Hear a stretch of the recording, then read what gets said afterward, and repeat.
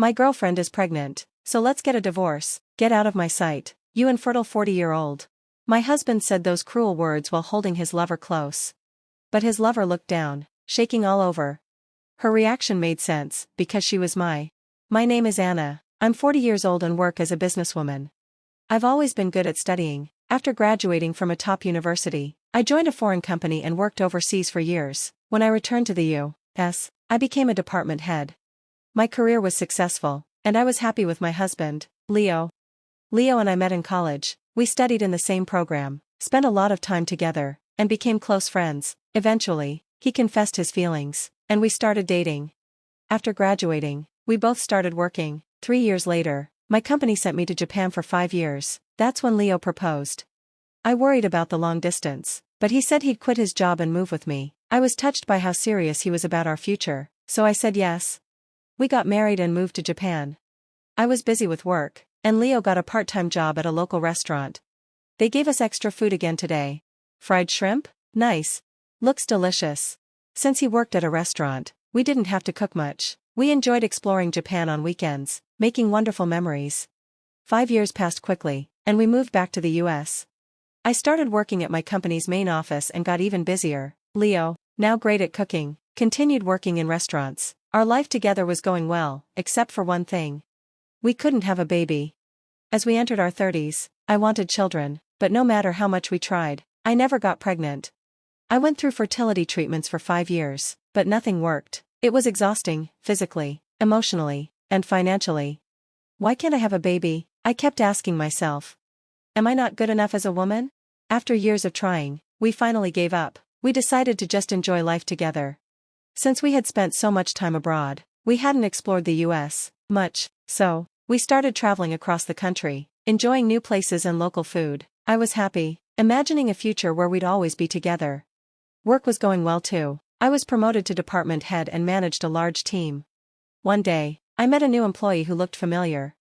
Oh, Isabella, is that you? Huh, Auntie? It was my niece, Isabella. My sister lived far away in the countryside, so I hadn't seen Isabella in 10 years. The last time I saw her, she was just a little girl, but now, here she was, all grown up. It's been so long. It's been forever. How's my sister? Does she still nag you a lot? I asked Isabella, my niece. It really has been a while. My mom is super strict. That's why I moved here after university to live on my own.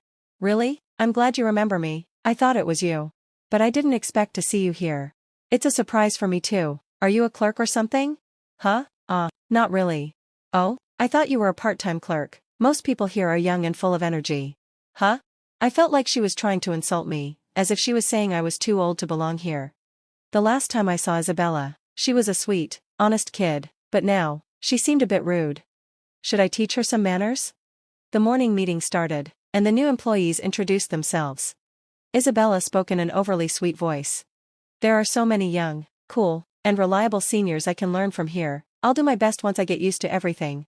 She smiled cutely, and I could see the male employees getting charmed by her. Hearing her mention young again annoyed me, but I stayed calm. Then, I stood up to introduce myself. I'm the department head, Anna. We appreciate the fresh energy new employees bring. Don't worry about making mistakes, we'll guide you along the way. Everyone clapped. Isabella looked shocked, her face showed guilt. At lunch, she came to talk to me. Auntie, no, department head? What? I'm sorry. For what? I asked, pretending not to know. For thinking you were a part-time clerk, and for saying the company is full of young people. Oh, so you realized you were rude? I smirked. I'll let it slide. But be careful, if you say things like that to a customer, it could cause real trouble. I get it, I'm sorry. Isabella seemed to understand her mistake, so I decided to forgive her. Later, I told my sister about Isabella's job. Wait, the company Isabella joined is yours. Have you forgotten my company's name? All you ever think about is vegetables. So you've forgotten everything else? Well, you're not completely wrong, my sister said on the phone. I'm glad she has you there. Please keep an eye on her for me. Yeah, I will, I promised. After our call, I did my best to train Isabella at work, without giving her any special treatment. You made a mistake in this document, be more careful. Got it, she replied cheerfully. I was a bit strict, but Isabella wasn't as skilled as I expected. Still, she listened and followed my instructions. But soon, I realized what kind of person she really was. One rainy day, I stayed in the office for lunch instead of going out. I bought a meal from a nearby deli and went to the break room to heat it up. As I approached the door, I heard some new female employees chatting. Among them was Isabella. I didn't think much of it, until I heard her say something shocking. "That old lady is so annoying, I'm sick of it." I froze. Was she talking about me? Curious, I stayed and listened. "She's my mom's younger sister, so I guess it makes sense she's like this," Isabella continued. She was talking about me. But if she's married, why is she still working full-time? I hate old ladies like her who won't give up their jobs, even when they're that old. I couldn't believe it. I had treated her fairly, teaching her everything she needed to know. Sure, I was strict sometimes, but I was never mean. And yet, this is how she saw me? In front of me, she acted like a sweet, hardworking girl, but behind my back, she said this?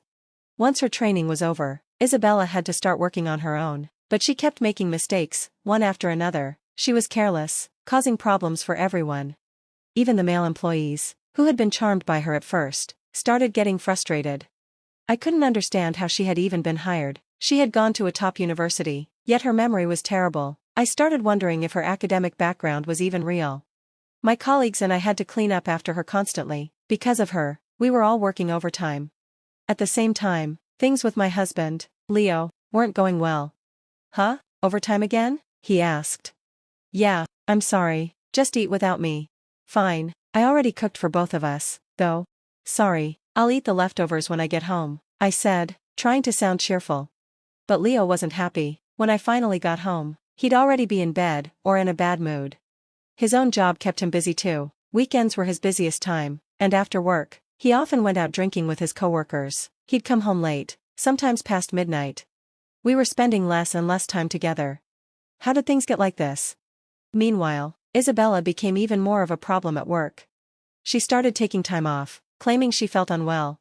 Even though she made constant mistakes, she still had tasks she could handle, but with her skipping work so often, the rest of us had to pick up the slack, meaning even more overtime.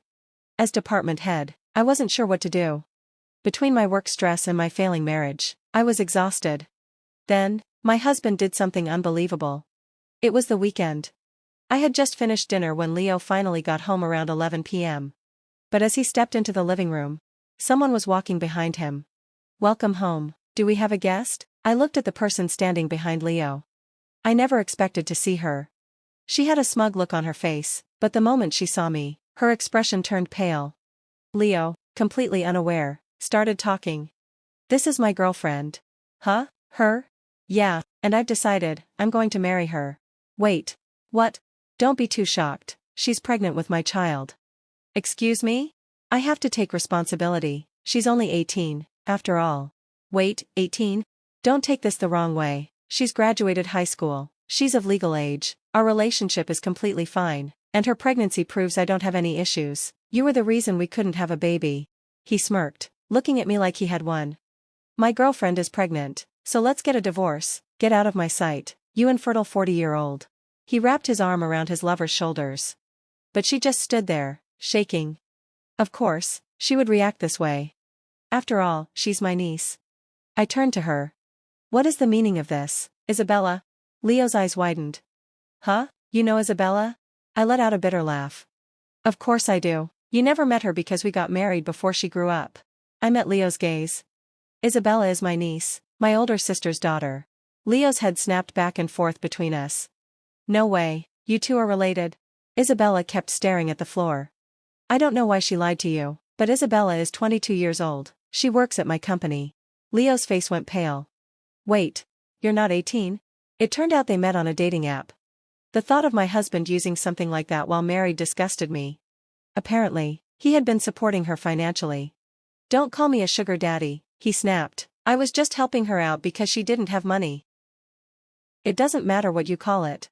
You admitted to cheating and now want a divorce," I said. "You'll have to pay me alimony." Leo sighed. "I guess I have no choice. It doesn't matter if Isabella lied about her age, she's pregnant, so I need to take responsibility." "That's very noble of you," I replied, "but that doesn't change the fact that you had an affair." I paused, then continued. "By the way, about me being infertile. I actually got tested. Turns out I'm perfectly fine. I should have no problem getting pregnant." Leo's eyes widened. "What? They don't usually push fertility tests for men, and I didn't want to pressure you, but did you ever consider getting tested yourself? He looked stunned. And one more thing, I added, since Isabella already lied to you about her age, don't you think you should get a paternity test? Leo's face darkened. What, are you saying Isabella betrayed me? Isabella, still in shock over my identity, stayed silent. I turned to her. I'm going to tell my sister everything, and I'll report your actions to our company. I let it slide when you badmouth me behind my back, but this is too much. Her face turned ghostly pale. You're terrible at your job. You lied about your age on a dating app, and now this? Even if you don't get fired, no one will trust you. Isabella couldn't even respond. As for you, I told Leo, this apartment is under my name. Once we're divorced, you have no right to stay here. Leo, speechless, packed his bags and left. I hired a lawyer, sent him divorce papers, and demanded financial compensation from both him and Isabella. Isabella's affair became the talk of the office. Since she was already known for slacking off and making mistakes, her salary was cut, and she was transferred to a faraway branch. She couldn't handle it and quit. After working so hard to land the job, she threw it all away in just a few months. She got what she deserved. Isabella had worked hard to escape the countryside and get into a top university, but once she got there, she let herself go. She knew she was pretty, so she used her looks to get others to do her work. She barely attended class, played around, and still managed to graduate. But in the real world, she was useless. I told my sister everything. She was furious and dragged Isabella back to the countryside. Now, Isabella works on the farm every day. Most of her earnings go to repaying me. She only gets a tiny allowance for herself. Oh, and one more thing, Leo wasn't even the father of her baby. Isabella had other sugar daddies, but once she got pregnant, they all disappeared. Leo was the only fool who believed the baby was his. He wanted to do the right thing and marry her. But when the truth came out, he left her. My sister decided to help Isabella raise the child, which is why she took her back home. Maybe becoming a mother will finally teach Isabella some responsibility. As for Leo, he still works at a restaurant, struggling to pay his debts. He lives alone, barely scraping by. And me? I'm back to focusing on my career. I keep my employees in check, work hard, and live my life without worries. I hope that from now on, my life will be truly fulfilling. The end.